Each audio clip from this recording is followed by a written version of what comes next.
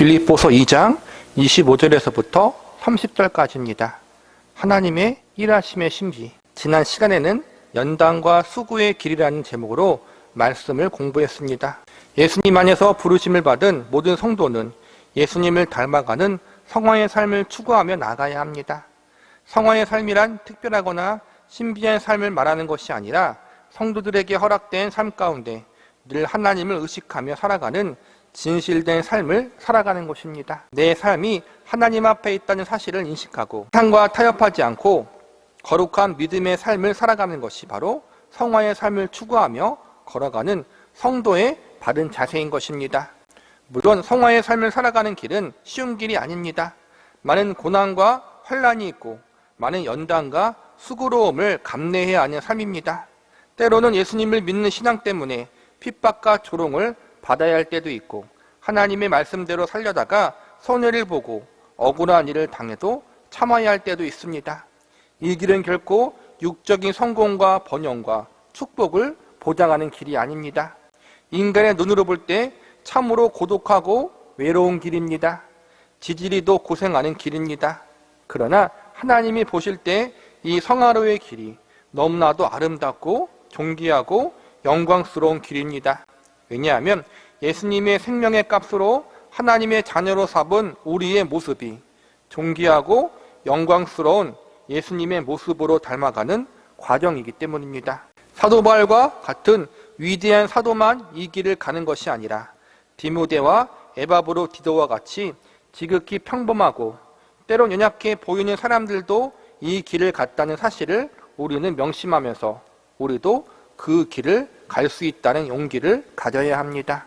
성도라면 아무도 성화로의 길로 인도하시는 하나님의 부르심을 외면할 수 없습니다.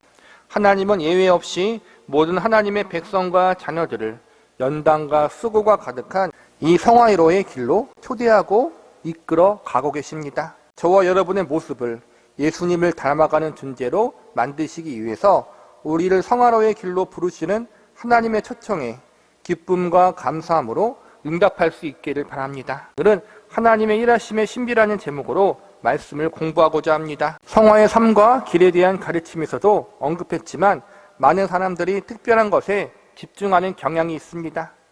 성화의 삶을 살기 위해서 특별한 무언가가 필요하다고 여기는 것처럼 하나님의 일을 잘 감당하려면 특별한 능력이나 비범한 무언가가 우리에게 있어야 한다고 생각을 합니다. 그러나 그러한 생각은 틀린 생각입니다. 하나님은 사람의 특별함이나 남다른 비범함을 통해서 일하시기보다 연약함과 부족함을 통해서 일하시기를 즐겨하십니다. 오늘 우리가 배울 본문에서는 이러한 하나님의 일하심의 방법이 가장 잘 드러나 있습니다. 오늘 본문에 보면 에바브로디도라는 사람이 등장합니다. 지난 시간에 배웠듯이 에바브로디도는 빌립보 교회의 교인으로서 사도 바울에게 헌금을 전달해주고 바울을 돕기 위해서 온 사람이었습니다. 우리는 오늘 에바브로디도가 겪었던 여러 사건들과 경험들을 통해서 하나님의 일하심의 신비에 대한 교훈에 대해서 알아보는 시간을 가져보도록 하겠습니다. 첫 번째로 에바브로디도가 경험했던 육신의 연약함에 대해서 살펴보겠습니다. 본문 27절을 보시기 바랍니다.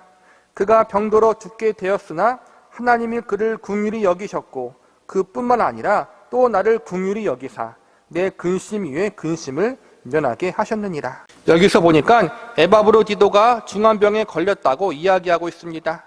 그 당시 가장 빠른 교통편은 배였습니다. 배는 계절과 날씨의 영향을 많이 받기 때문에 빌립보 도시에서 로마 도시까지 시간이 꽤 오래 걸렸을 것입니다. 바울을 만나기 위해서 이렇게 오랜 시간 힘들게 왔는데 로마에 도착한 후 심한 병에 걸리고 말았습니다. 얼마나 중한 병에 걸렸는지 생명이 위독할 정도였다고 나와 있습니다. 지난 시간에 잠깐 언급했듯이 에바브로디도는 매우 신실한 하나님의 사람이었습니다.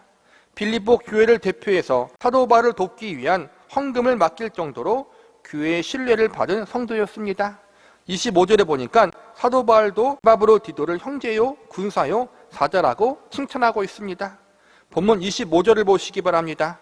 그러나 에바브로디도를 너희에게 보낸 것이 필요한 줄로 생각하노니 그는 나의 형제요, 함께 수고하고 함께 군사된 자요, 너희 사자로 내가 쓸 것을 돕는 자라. 빌립보 교회는 물론이거니와 사도 바울의 인정을 받을 정도로 신실하고 진실했던 사람이 에바브로디도였습니다. 그런데 하나님 앞에 이렇게 신실하게 신앙생활을 했던 그가 병들어 죽을 위기를 경험합니다. 우리는 흔히 하나님을 잘 믿으면 하나님께서 복 주시지 않으신가? 최소한 하나님을 잘 섬길 수 있도록 건강의 복을 주셔야만 하지 않겠느냐? 이렇게 생각을 합니다. 그런데 우리의 소망과 기대와는 달리 신실하고 진실한 에바브로디도는 병에 걸려 생명의 촉각을 다투는 위기를 경험합니다. 어떤 사람들은 예수님이 우리를 위해서 채찍이 맞으시고 고난을 당하시고 십자가 상에서 모든 인간의 죄와 형벌을 그리고 저주를 대신 짊어지고 죽으셨기 때문에 더 이상 하나님의 사람들은 가난과 질병에서 해방되었다고 주장하기도 합니다. 그래서 가난하고 질병에 걸린 사람들은 무언가 하나님께 잘못을 했거나 하나님을 잘 섬기지 않았기 때문에 그러한 안 좋은 일을 당하게 된 것이라고 이야기합니다. 이러한 사람들의 주장이라면 우리는 오늘 에바브로디도가 경험했던 중대한 질병의 사건을 설명할 수 없습니다. 에바브로디도만 아니라 사도 바울도 일평생 육체의 가시를 가지고 살았습니다. 정확히 어떠한 육체의 가시인지 알 수 없지만 그것 때문에 사도 바울이 많이 괴로워하고 힘들어했음을 성경을 통해서 우리는 알 수 있습니다. 사도 바울의 영적인 아들 디모데 역시도 자주 나는 병으로 인해서 고생했다고 성경은 증언하고 있습니다. 사도 바울, 디모데, 에바브로디도 이들은 그 누구보다도 신실하고 진실한 하나님의 사람들이었습니다. 그러나 그들에게 큰 질병이 찾아오고 어떤 이는 평생 고칠 수 없었던 육체적 가시와 지병을 가지고 인생을 살아나가야 하기도 했습니다. 우리는 이러한 부분을 어떻게 생각해야 할까요? 가난에 대해서도 마찬가지입니다. 초대교회의 대부분의 성도들은 가난했고 사도 바울을 비롯해 다른 12사도들도 모두 가난한 삶을 살았습니다. 그리고 나중에 사도 요한을 제외하고 복음을 증거하다가 모두 죽임을 당했습니다. 사도 베드로는 거꾸로 십자가에 못 박혀 죽었고 사도 바울은 단두대에서 목이 잘려 죽임을 당했고 칼과 창에 찔려 생을 마감합니다. 사도들을 비롯해 무수한 신앙의 선진들이 세상적인 눈으로 볼 때 참으로 비참하고 불쌍한 인생을 살다가 죽은 것입니다. 그런데 우리는 아무도 사도들을 비롯해 초대교회 성도들이 비참하거나 불쌍한 인생을 살았다고 이야기하지 않습니다.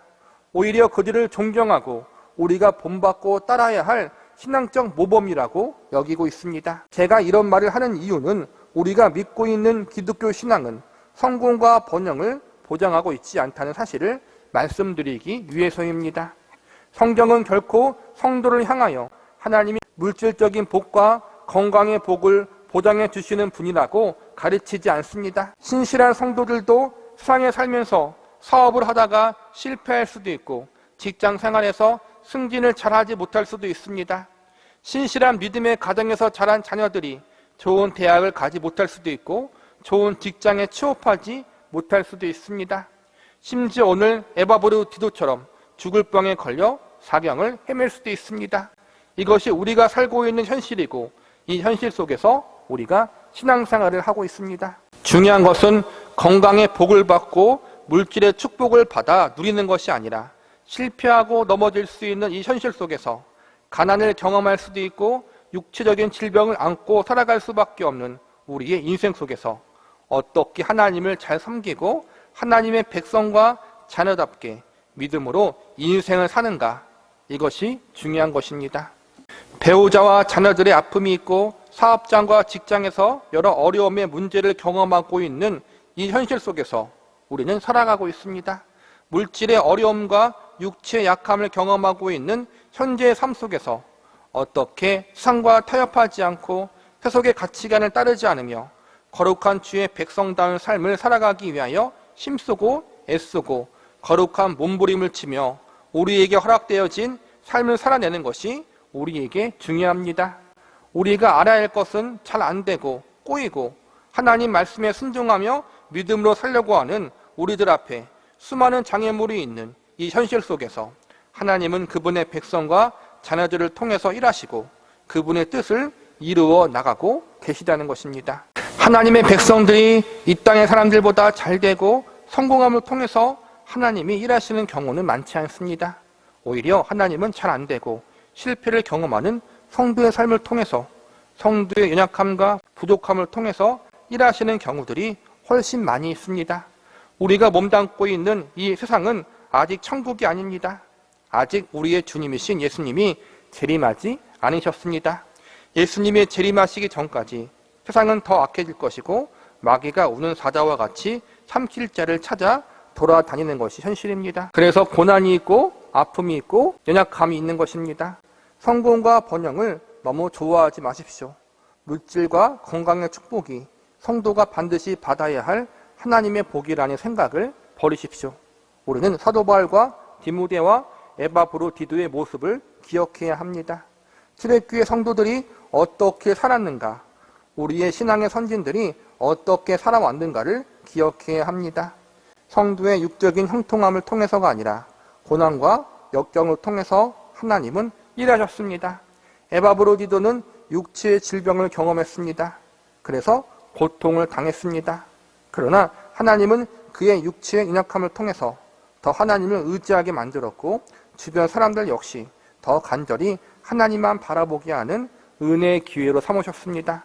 하나님이 아니면 안 된다는 사실, 사람의 힘이나 능력이나 지혜로 주의를 결코 감당할 수 없다는 사실을 배우게 하셨습니다.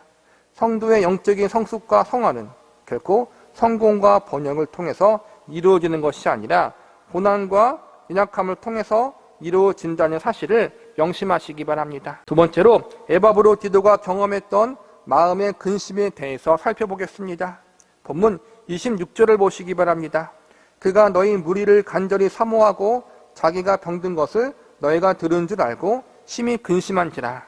빌립보서 2장 후반부에 보면 근심이란 말이 자주 등장합니다. 기본적으로 감옥에 갇혀있는 사도 바울 때문에 많은 사람들이 여러 근심을 했겠지만 오늘 본문에서는 다른 것보다 중병에 걸려 있었던 에바브로디도 때문에 사도 바울을 비롯해 많은 이들이 근심을 했다고 나와 있습니다. 물질과 건강의 복에 대해서 우리가 많이 오해하듯 우리는 걱정과 근심에 대해서도 많이 오해합니다. 신앙생활을 잘하면 근심이 있어서는 안 된다는 것처럼 생각할 때가 많이 있습니다. 그래서 어떠한 문제가 있어서 걱정하고 근심하면 마치 믿음이 없는 사람처럼 여길 때가 있습니다. 그런데 오늘 본문에 보니까 어떠합니까? 위대한 사도 바울 역시 근심했다고 나와 있지 않습니까? 빌립보 교인들도 근심했다고 나와 있지 않습니까? 사실 사람에게 있어서 근심과 걱정이란 것은 자연스러운 것입니다. 이 땅에 살면서 걱정과 근심 없는 사람이 어디 있겠습니까? 우리는 믿음을 이야기할 때 믿음이 좋은 사람들은 어떤 문제 속에서도 근심, 걱정, 염려를 하지 않는다고 오해합니다. 그러나 그것은 말 그대로 오해이고 착각입니다. 성경에서 분명 근심하지 말고 염려하지 말라고 우리에게 가르치고 권면하고 있습니다. 그런데 우리가 알아야 할 것은 성경에서 말하는 근심하지 말고 염려하지 말라는 가르침은 근심과 염려를 하나님을 의지함으로 잘 이겨내라는 의미에서 쓰인 것이지 아무런 근심과 염려를 해서는 안 된다는 것을 나타내 주는 것이 아닙니다. 인생에 수많은 문제와 고통이 있는데 어찌 근심과 염려를 안 할 수 있겠습니까? 염려를 할 수밖에 없는 현실이고 근심과 걱정을 할 수밖에 없는 우리의 삶이지만 이 모든 것을 하나님께 맡기며 지금의 고통스러운 현실을 믿음으로 참고 견디고 버텨내야 하는 것이 성경에서 가르치고자 하는 본질입니다. 사도 바울도 에바브로디도의 병 때문에 근심했고 빌립보 교인들도 근심했습니다. 이 근심은 믿음이 없어서 하는 근심이 아니라 걱정하는 마음에서 오는 근심입니다. 사도 바울은 믿음의 사람이었습니다. 빌립보 교회도 건강한 교회였습니다. 이들은 에바브로디도를 향하여 하나님의 능히 치료할 수도 있고 혹여나 치료하지 않아도 그건 역시 하나님의 가장 선하신 뜻과 계획하심이 있음을 믿는 믿음을 가지고 있었습니다. 그러나 이러한 믿음이 있어도 사람인지라 걱정을 할 수밖에 없고 염려와 근심이 나올 수밖에 없는 것이 현실인 것입니다. 성경은 우리에게 불가능한 것과 비상식적인 것을 요구하지 않으십니다. 근심할 수밖에 없는 현실 속에서 근심하면 그것이 불신앙이고 범죄라고 우리에게 가르치고 있지 않습니다.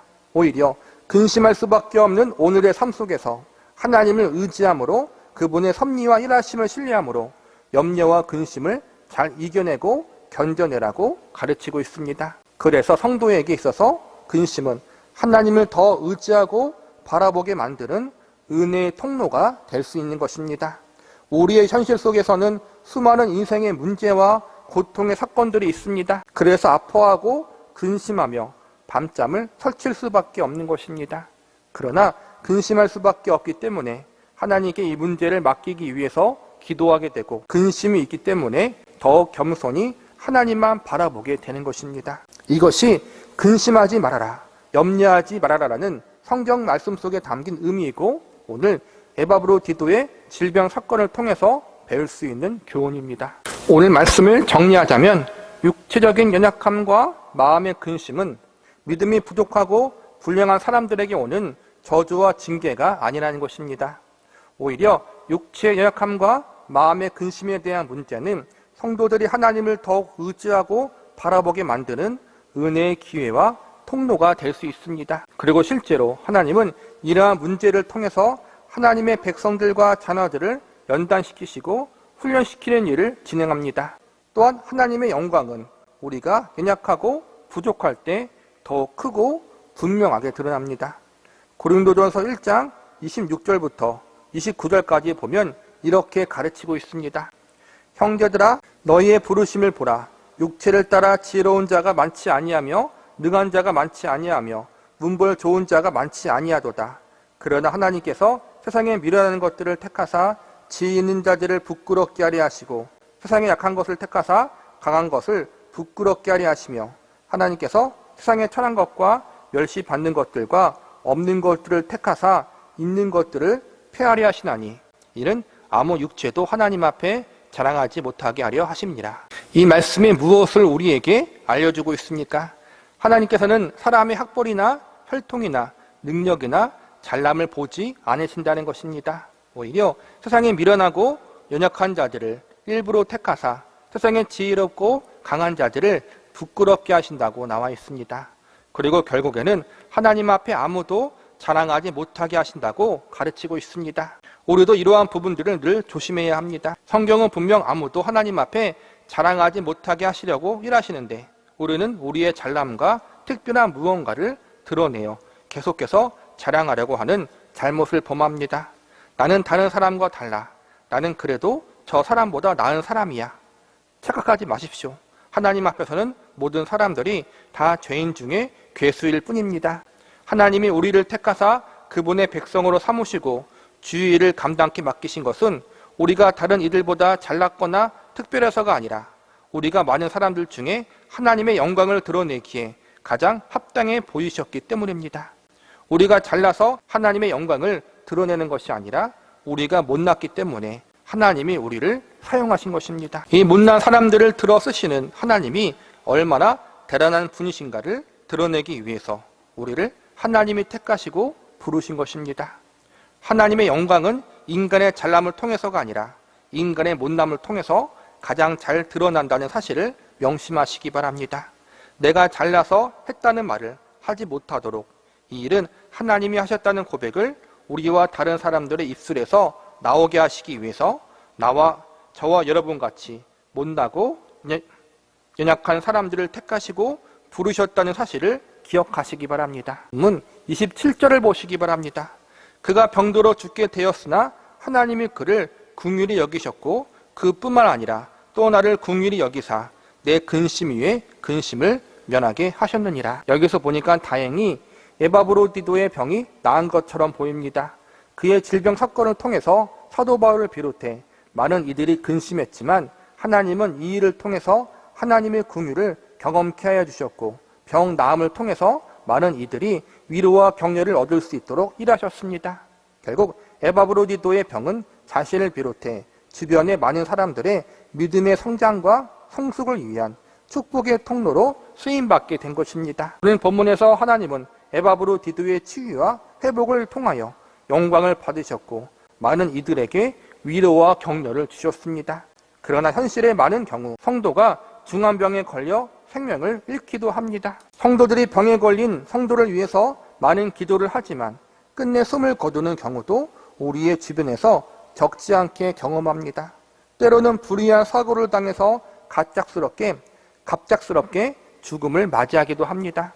하나님이 어느 때는 육체의 질병을 치료해 주시고 어떤 때는 치료해 주지 않을 때도 있다는 사실을 우리는 알고 있어야 합니다. 왜 그러시는지 저도 잘 모르겠습니다. 이것은 하나님의 주권에 달린 문제입니다. 우리는 병 낫기를 위해서 간구하고 육체의 연약함과 마음의 근심의 문제들을 놓고 하나님 앞에 기도해야 합니다. 회복과 해결을 위해서 간구해야 합니다. 그러나 이러한 문제를 놓고 기도할 때의 자세는 반드시 우리의 계획과 생각대로 응답되는 것이 아니라 하나님의 계획과 뜻대로 응답되는 것이 가장 유익하다는 사실을 명심하고 있어야 합니다. 이어지는 본문 28절과 29절을 보시기 바랍니다. 그러므로 내가 더욱 급히 그를 보낸 것은 너희로 그를 다시 보고 기뻐하게 하며 내 근심도 덜게 함이니라. 이러므로 너희가 주 안에서 모든 기쁨으로 그를 영접하고 또 이와 같은 자들을 존귀히 여기라. 에바브로디도의 병이 낫자 사도 바울은 그를 디모데와 함께 빌립보 교회에 보내려고 합니다. 에바브로디도가 원래 빌립보 교회 사람이었고 그의 투병 사실 때문에 빌립보 교인들이 크게 걱정했기 때문입니다. 자신의 곁에 있으면서 좀 더 사도 바울을 섬겨주면 좋지만 건강하게 회복된 에바브로디도를 통해서 빌립보 교회가 더 이상 걱정이나 근심을 하지 않게 하려고 사도 바울이 배려한 것입니다. 28절과 29절에서는 기쁨이라는 말이 등장합니다. 생명을 잃어버릴 수도 있었던 중대한 질병 가운데 에바브로디도를 회복해 하신 하나님으로 인해서 사도 바울과 동료들 그리고 빌립보 교인들이 기뻐하게 되었다는 것입니다. 하나님의 치유와 회복의 역사가 근심 중에 있는 하나님의 백성에게 기쁨을 가져다 준 것입니다. 오늘 본문에서는 병 나음이 기쁨을 주었지만 궁극적인 기쁨은 하나님의 일하심을 신뢰하고 믿는 믿음이 주는 기쁨입니다. 성도가 어떠한 일을 당한다 할지라도 결국엔 하나님이 모든 것을 합력하여 선을 이루실 것을 믿는 믿음, 하나님에 대한 신뢰, 이것이 성도의 궁극적인 기쁨의 이유인 것입니다. 본문 30절을 보시기 바랍니다. 내가 그리스도의 일을 위하여 죽기에 이르러도 자기 목숨을 돌보지 아니한 것은 나를 섬기는 너희의 일에 부족함을 채우려 함이라. 이 말씀은 에바브로디도가 질병 가운데에서도 끝까지 하나님이 맡겨주신 일을 감당하기 위해서 힘쓰고 애썼다는 것입니다. 그만큼 에바브로디도가 신실하고 진실된 하나님의 사람임을 알 수 있습니다. 오늘 본문에서는 결국 에바브로디도는 병이 낫고 건강을 회복하게 됩니다. 우리 모두는 에바브로디도와 같이 되기를 기대하고 소망하는 가운데 있습니다. 그러나 우리는 내 기대와 내 소망대로 이루어지면 좋겠지만 그렇게 되지 않더라도 하나님이 하신 일이라면 수긍하고 결과를 받아들일 수 있는 자리에까지 가야 합니다.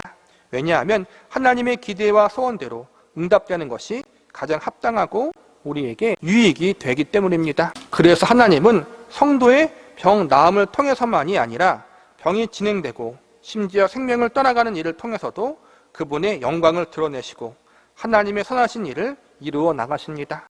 우리는 오늘 말씀을 통해서 하나님이 성공과 번영을 통해서 일하시기보다 성도의 연약함과 부족함을 통해서 일하시기를 기뻐하신다는 사실을 배울 수 있어야 합니다.